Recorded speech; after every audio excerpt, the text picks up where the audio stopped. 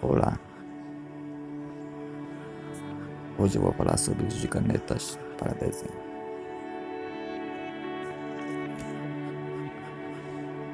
Vou começar com essa Maped 0.4. Bem boa para desenhos em geral, mas não é a prova d'água.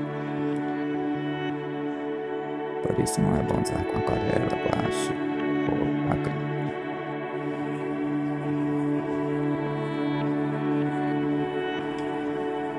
Agora eu vou usar essas canetas Nipim,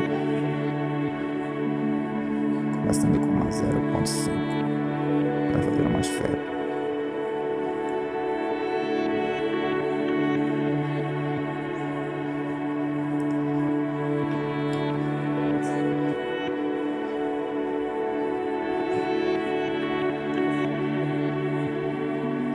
Com a 0.1 fazer as pequenas rachuras para dar um efeito de volume.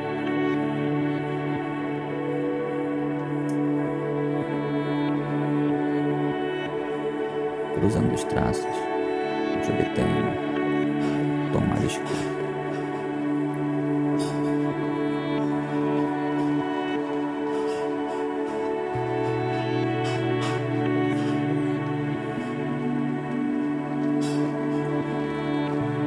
Aí eu faço a sombra projetada da esfera no chão.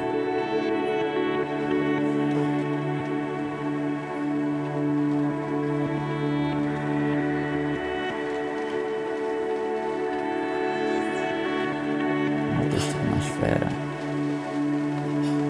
e no chão.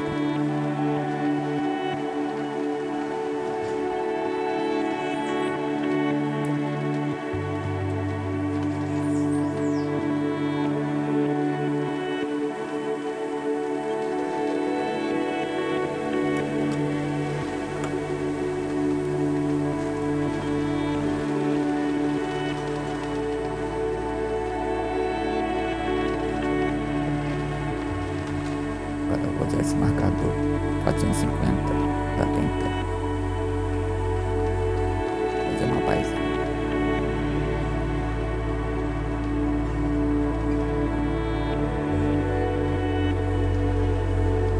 Começando com uma árvore.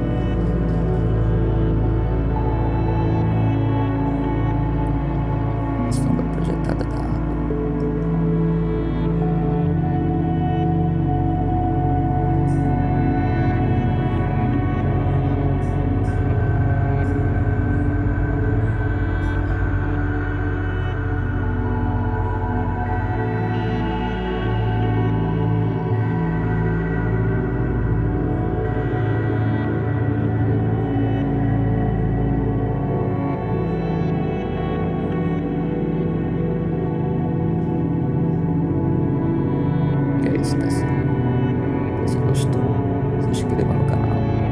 Quanto mais vídeos desenho como esse. Valeu.